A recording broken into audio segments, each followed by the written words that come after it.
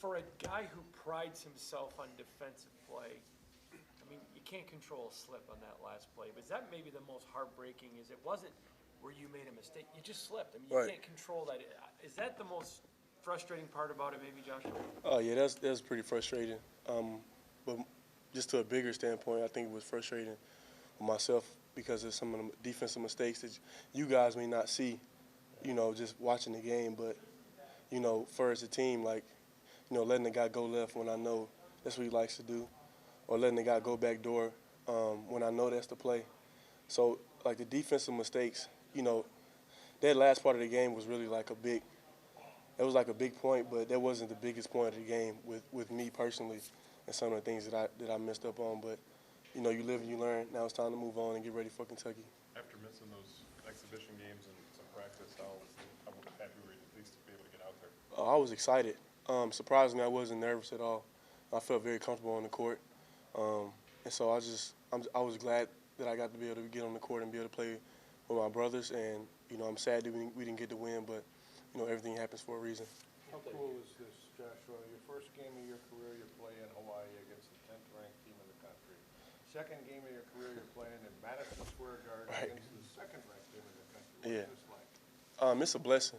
It's a blessing from God to be able to do something like that because a lot of times, people don't get to do the things that we're doing. A lot of times it's people out here that's hungry, don't know where their next meal is coming from, and all we have to worry about is, having 2 days in practice or being tired from a game. So, it's just great to be able to play in these type of games because not many people get to do it.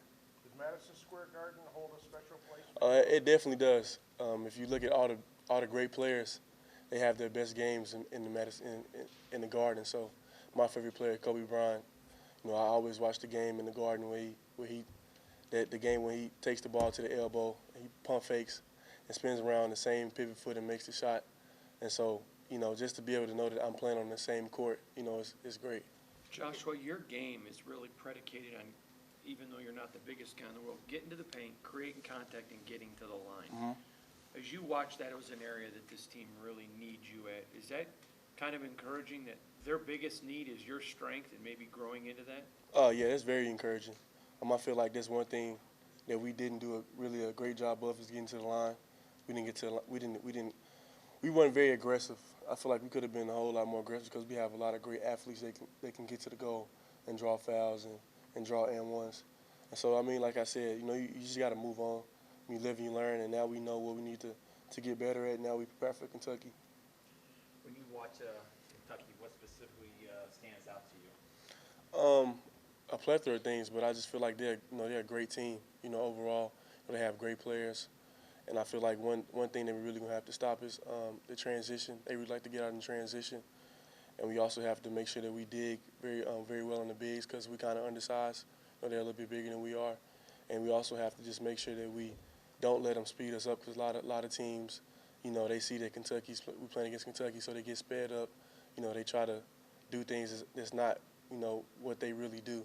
So we really just want to just play Michigan State basketball and not let them get us doing something that we don't usually do. Did you guys get sped up a little bit too much at times against Arizona? I think so because we kind of had a lot of turnovers, and that in order to win, you can't turn the ball over, and a lot of our turnovers led to their points, and so we really have to take care of the ball. And I feel like we did get sped up a little bit, but like I said, we learned from that. Now it's time to get ready for Kentucky. I asked Coach about this. You guys put a pretty heavy emphasis on boxing out. I guess why is that with obviously the lack of size, but what kind of things are you guys working on with that? Just drills for that in practice, and I feel like Coach emphasizes it, like you said, because we are a smaller team now that Gavin's out and Ben is out, and so we have to really make sure that we cut out. We can't really rely just on our bigs anymore because we're not, like I said, we're not a very big team, and so we do have to make sure that we do the small things like cut out and make sure that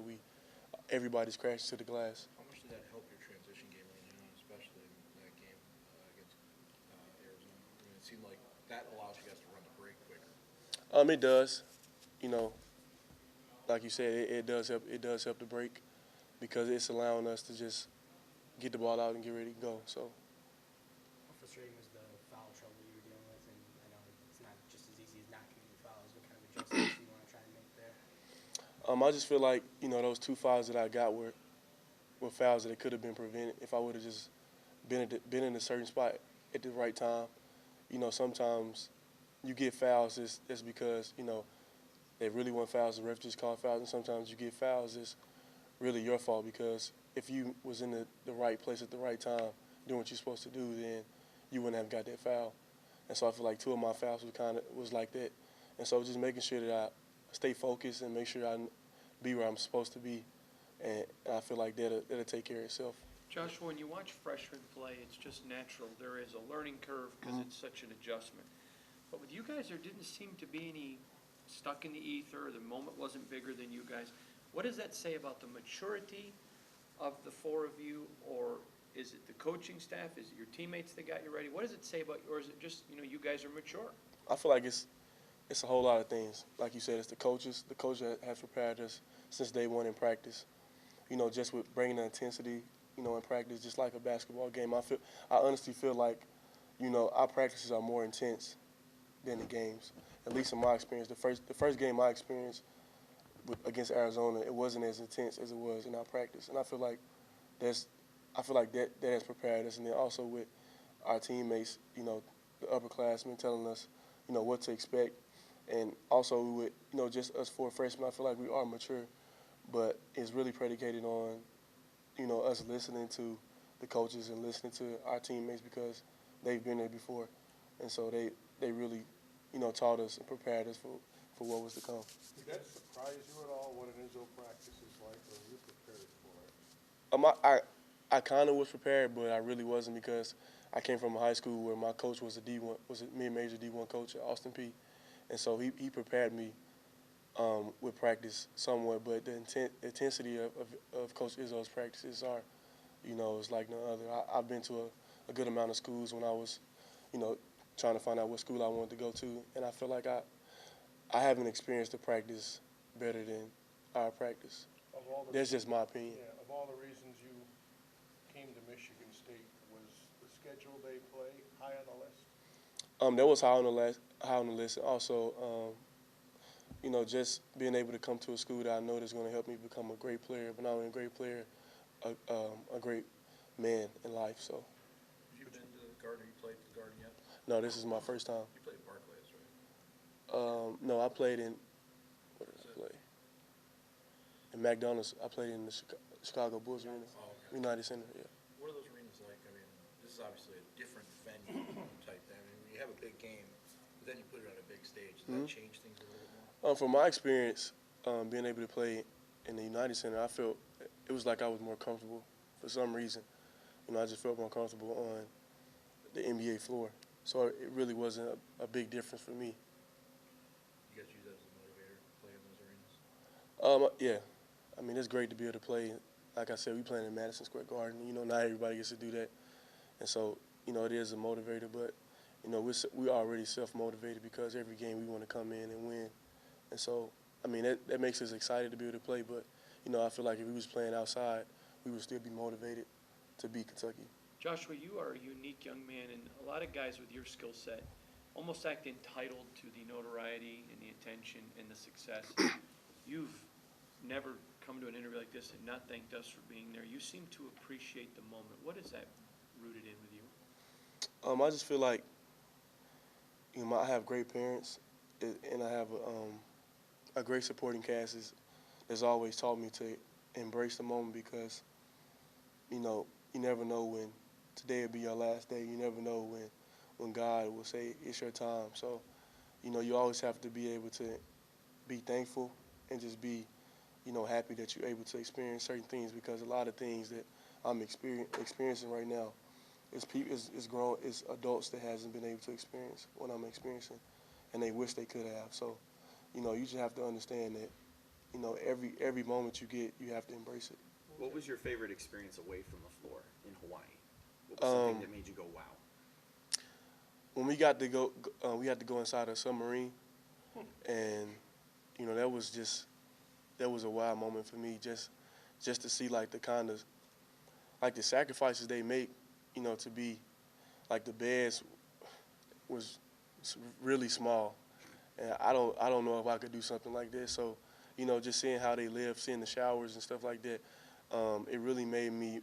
I was thankful for the things they were doing, but it made me appreciate them way more because I got to see how they were living.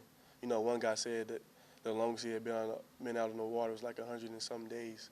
That's a big sacrifice, and so I think the Submarine was a big moment for me in being there. Like David Robinson being too big to be. What are you looking forward to in New York?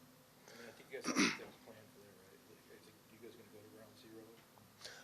I'm not sure what we want to do, but I know that whatever you do, I'll be excited to do it. But I just want to go out there and beat Kentucky. I want to win. That's what I want to do. I know you didn't play a ton of minutes, but how'd you feel physically after the game Friday? I felt great. My hamstring's not bothering me, anything like that. So I felt good. Joshua, you guys handled a lot of Arizona's height and the length, Mhm. which was one of the concerns coming in. Right. Kentucky brings in a lot of length as well, and some athleticism. How do you prepare for that? We just prepare like we prepare for Arizona by watching film, making sure that we know Kentucky better than they know themselves, and just come in with a Spartan's attitude, and that's to outwork them, to run the floor as hard as we can and play defense and communicate the best we can, and I feel like everything else will take care of itself. And also, what did it do for your confidence in the first half to get that three and just kind of get going with your career? It was great to be able to get that shot. I don't feel like my confidence was low. I don't feel like it was too high. I was just excited to be out there and be able to play. Okay, it's good. Thanks. Thank you. He got it.